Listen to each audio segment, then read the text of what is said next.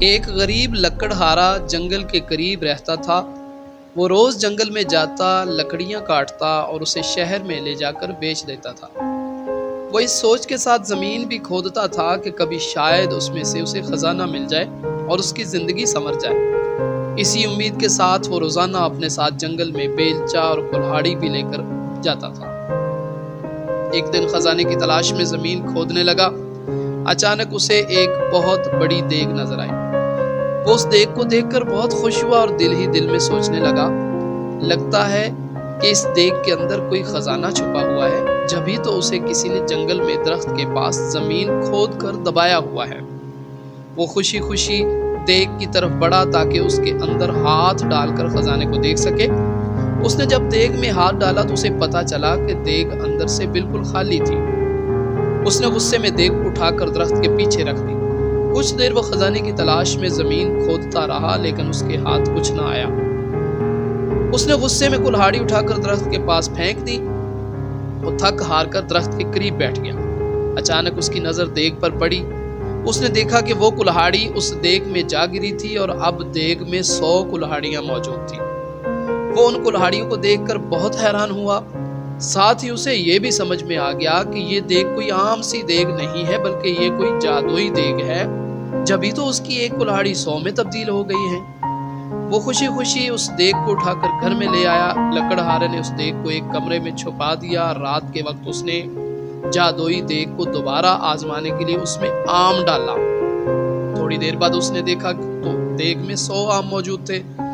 اب تو اس کا یقین پختہ ہو گیا کہ یہ واقعی کوئی جادوئی دیگ ہے۔ وہ اس دیگ سے سونے کے سکے وغیرہ نکال کر انہیں بیچتا رہا اور امیر ہو گیا۔ امیر ہونے کے بعد وہ دوسرے غریبوں کی مدد کرتا تھا۔ اس کے پاس اگر کوئی غریب شخص آتا تھا تو وہ کبھی اسے خالی ہاتھ نہیں لوٹاتا تھا۔ یہی وجہ ہے کہ وہ ملک بھر میں اپنی سخاوت کی وجہ سے مشہور ہو گیا۔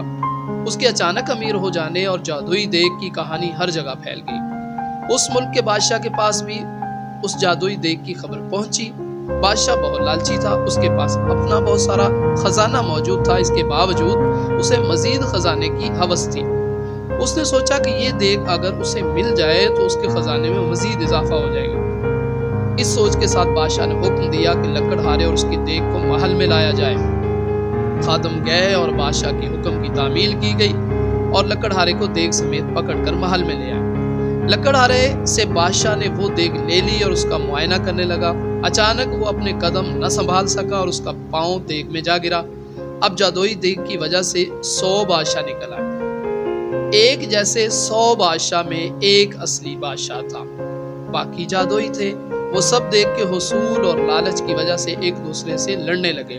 یوں سب نے ایک دوسرے کو جادوئی دیگ کے لالچ میں قتل کر دیا۔ یوں لالچ کی وجہ سے اصل بادشاہ خود بھی زندہ نہ رہا۔ لکڑہارے نے خاموشی سے اپنی جادوئی دیگ اٹھائی اور اسے لے کر اپنے گھر چل دیا۔ پیارے بچوں، لالچ کرنا بری بات ہوتی ہے۔ اگر کسی کے پاس آپ سے زیادہ اچھی چیز موجود ہے تو آپ اس سے حسد نہ کریں، بلکہ جو کچھ آپ کے پاس موجود ہے اس پر شکر ادا کریں۔ پیارے ناظرین اور سامعین، ہماری آج کی ویڈیو کیسی لگی؟ ایسی مزید ویڈیوز دیکھنے کے لیے، سننے کے لیے ہمارے چینل کو سبسکرائب کیجیے، لائک کیجیے اور شیئر کیجیے۔ والسلام۔